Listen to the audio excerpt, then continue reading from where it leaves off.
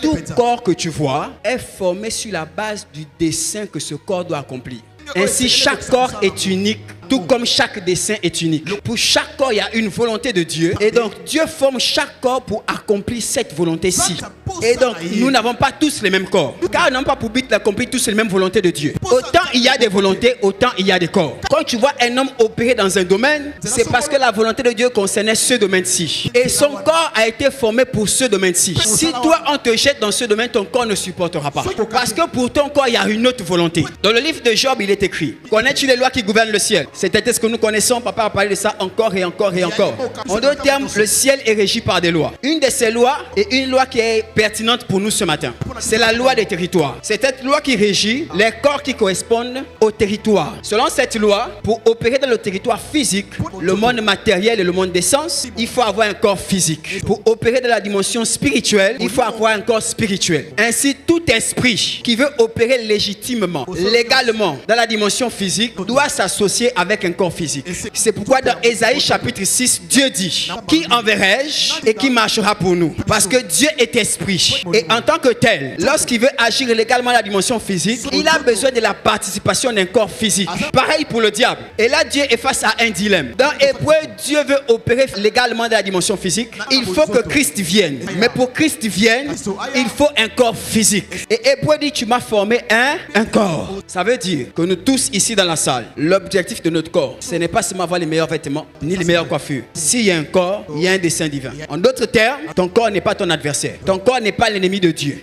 Au contraire, ton corps est indispensable pour accomplir les œuvres de Dieu. On nous a longtemps présenté le corps seulement comme un obstacle. Mais sans ce corps, tu ne peux pas accomplir ce que Dieu souhaite que tu accomplisses. Un homme a dit: quand tu es en bonne santé, tu as 1000 problèmes. Mais quand tu es malade, tu as un seul problème. Prends soin de ton corps. Sans lui, tu ne peux plus aider Dieu. Jésus marche sur la terre pendant 33 ans. Pendant 3 ans, il fait ministère. Mais il y a quelque chose qui me trouble. Dans le livre de Matthieu, au soir de sa vie, Jésus fait quelque chose d'étrange. Il sait que demain, il doit mourir. Mais il met la priorité sur le fait d'organiser un repas. Tu dois mourir, mais tu veux manger. Tu dois mourir, mais tu dis: chercher l'endroit, il faut qu'on fasse un festin. Il est dans l'angoisse et dans le stress, mais il a l'estomac ouvert. Pour ceux qui ont traversé des périodes de stress et d'angoisse, 2 choses vous quittent: la faim et le sommeil. Toute la nuit, Jésus n'a pas dormi. C'est à cause du stress de l'événement qui allait arriver. Mais comment m'explique que le même Jésus, qui est un homme très spirituel, exige qu'on doit d'abord manger? Il réunit les disciples et ils font un festin. Les chrétiens pensent qu'ils ont juste bu le vin et mangé du pain. C'était un festin, c'était un grand repas. Et à la fin du repas, il a posé une action. Mais l'action n'était pas le repas. L'action était la clôture du repas. La Sainte Seine était la clôture du repas. Qu'est-ce que Jésus cherche à vouloir manger alors que dans quelques temps tu vas mourir? Dis avec moi, il veut bâtir un corps. Le plan de Dieu, c'était que Jésus meure à la croix. Mais Jésus avait une mission cachée. C'était que comme mon corps va monter, il faut que mon corps aussi reste. Parce qu'à la Pentecôte, le Saint-Esprit, mon esprit va descendre sur la terre et il ne peut pas demeurer sur la terre s'il ne trouve pas mon corps sur la terre. Le fait que je monte va créer un problème. Mon esprit doit revenir. Mais la Bible dit: en vérité, dans l'homme, c'est l'esprit. Donc si mon esprit revient, il doit trouver mon corps. Mais qu'est-ce que je dois faire pour que mon corps reste? Avant de mourir, je dois bâtir un corps. On attend un corps de Jésus dans le ciel et un corps de Jésus sur la terre. Mais Jésus sait qu'il y a une loi spirituelle. Cette loi, c'est: tu deviens ce que tu manges. Dans Genèse, Dieu a dit à l'homme: si tu manges le fruit de la connaissance du bien et du mal, tu mourras. Satan a dit à la femme: si tu manges ce fruit, tu deviendras. Après le péché, Dieu a dit: il ne faut pas que l'homme touche l'arbre de la vie, sinon il deviendra. Donc Dieu sait dans Genèse que lorsque on donne à manger à un homme, une transformation s'opère. Lorsque Dieu a rencontré Abraham, dans les reins d'Abraham, il y avait l'idolâtrie. Mais Dieu voulait changer le sang d'Abraham pour mettre la royauté et la sacrificature. Dieu a donc bloqué Sarah et Abraham pour ne pas avoir d'enfants, afin que l'idolâtrie du rein d'Abraham ne passe pas à la génération suivante, jusqu'à ce que Abraham rencontre Melchisédek.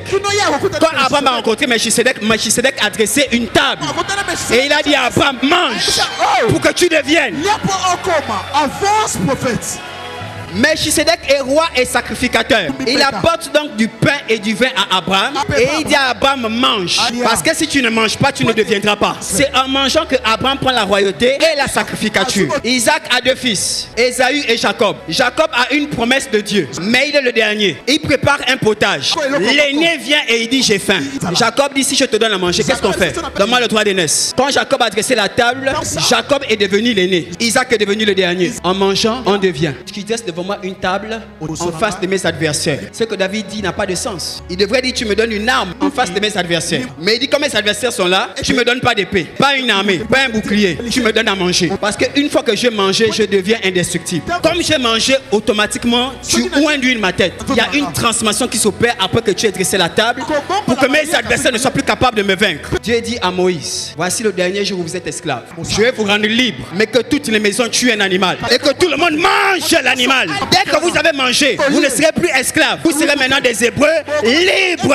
Jésus doit mourir. Mais dans cette atmosphère de pression, d'angoisse, il dit, il faut que vous mangez. Vous ne savez pas, moi je sais. Vous devez manger. Prenez ceci, ceci est mon corps. Buvez ceci, ceci est mon sang. Dans cette cérémonie qu'on a appelée plus tard la Sainte Seine, en fait Jésus est en train de bâtir un corps à partir des apôtres.